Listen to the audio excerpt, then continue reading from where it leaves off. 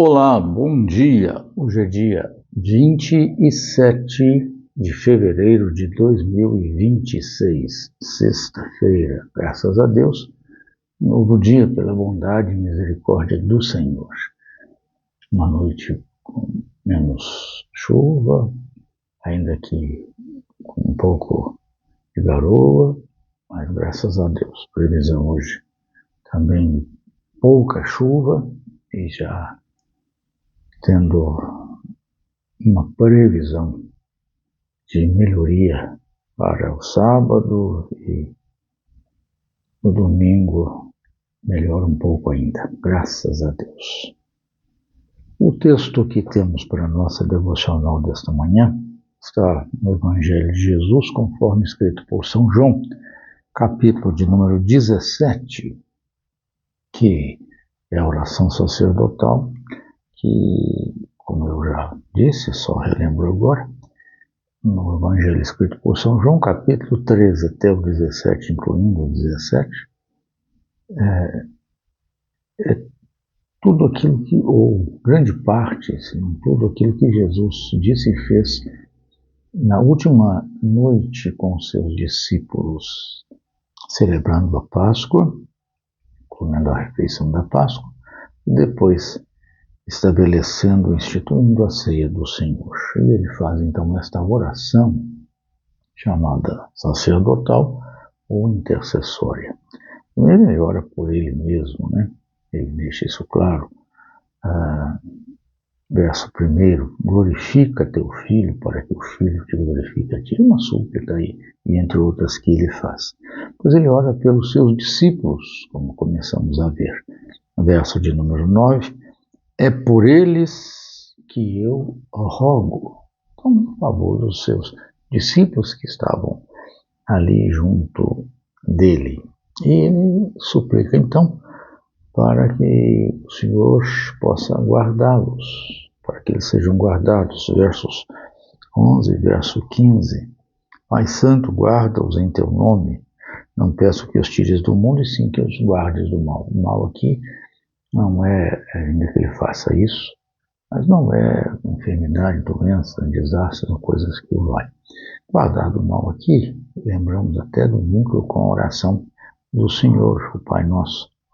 Não nos deixes cair em tentação, mas livra-nos do mal. Ou seja, mal aqui é de toda e qualquer ação nociva, tendente ao pecado, seja pelo mundo, seja pela nossa própria natureza, ou até pela atuação de demônios. Então, guardar do mal aqui significa a preservação da nossa condição em Cristo Jesus, evitando assim sermos seduzidos e levados ao pecado. A segunda petição que ele faz, ou intercessão que ele faz a favor dos discípulos, é no sentido não só de guardá-los, mas também de uni-los. Verso de número 11. Já não estou no mundo, mas eles continuam no mundo, ao passo que eu vou para junto de ti. Pai Santo, guarda-os em teu nome que me deste, para que eles sejam um, assim como nós. Veja que ele está falando de uma união, vamos chamar assim, espiritual e mística, essencial. Quando ele diz isto, ele fala rogando ao Pai pela união dos seus discípulos, pelo fato da unidade, na verdade, né, mais do que apenas união, a unidade para que eles sejam um. Então é uma unidade, não necessariamente uma união. Ele está falando aqui assim como nós. Então ele e o Pai, de fato, têm essa realidade, como ele mesmo coloca aqui, de serem um. E ele deixa isso claro, eu e o Pai somos um. É claro que em essência, na realidade, como Deus, na essência, eles são um só.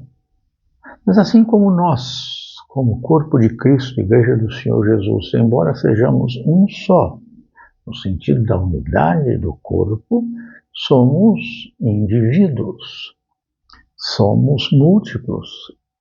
Então, a figura da Trindade, que para nós é bastante complexa, ela é, de certa maneira, refletida ou compreendida pela própria realidade da Igreja do Senhor Jesus. E esta oração aqui, essa intercessão, esta súplica por parte do Senhor Jesus, como sacerdote, como aquele que coloca as nossas necessidades diante de Deus, ele então roga desta maneira, e as suas orações, os seus pedidos, como diz a carta aos Hebreus, nunca deixaram de ser atendidos, ele foi em tudo atendido. Isso significa que somos um só em Cristo Jesus. Esta oração que ele faz, a fim de que eles sejam um como ele e o Pai, de fato e de verdade se cumpre. Então nós não temos que ficar preocupados se, digamos, institucionalmente, externamente, exteriormente, nós tenhamos características distintas e diferentes, como o filho tem em relação ao pai. Sobretudo agora me refiro aqui a Jesus, o Filho, e a Deus, o Pai. Mas eles são um só, na sua essência. E nós também somos um só corpo. Essa é uma realidade que quem estabelece é o Espírito Santo de Deus. Então, a nossa unidade é incontestável. Mesmo que muitas vezes nossa condição visível, a nossa condição perceptível, não seja, às vezes, o reflexo adequado desta unidade. Ou seja, nós não demonstramos essa união, vamos assim dizer. Né? Não que nós sejamos inimigos, que estejamos aí nos degladiando, não. Mas não somos uma única, em termos externos, estruturais, administrativos, só assim como nós, individualmente, que compomos uma determinada denominação religiosa cristã, não somos iguais, não temos união nesse sentido, mesmo dentro da nossa comunidade. Embora sejamos comum unidade, temos aí as nossas divergências, as nossas posições diferentes. Então, quando Jesus ora aqui, ele não está pensando em algo que seja visível em termos da unidade. Porque eu sou eu, e o outro é o outro, mesmo sendo ligados à igreja. Mas então como isso se cumpre? Se cumpre na mesma dimensão de que ele e o Pai são um. Ele quer que nós sejamos, e nós somos, como ele e o Pai são, embora sejam distintos, embora não sejam, entre aspas, fisicamente, não sejam aparentemente, visivelmente, um só. Porque você e eu sou eu. Isso não vai ser diferente. Nem no céu. Mas continuaremos sendo um só corpo em Cristo Jesus. Membros uns dos outros. Mesmo que em instituições e em denominações diferentes, somos membros uns dos outros, compondo um único corpo, o corpo místico de Cristo, a sua igreja. Então, graças a Deus, louvado seja Deus, porque a oração que Jesus fez, efetivamente, ela se cumpre. Porque nós, em Cristo Jesus, somos um só corpo. Somos membros uns dos outros, unidos pelo vínculo da perfeição, que é o Espírito de Deus.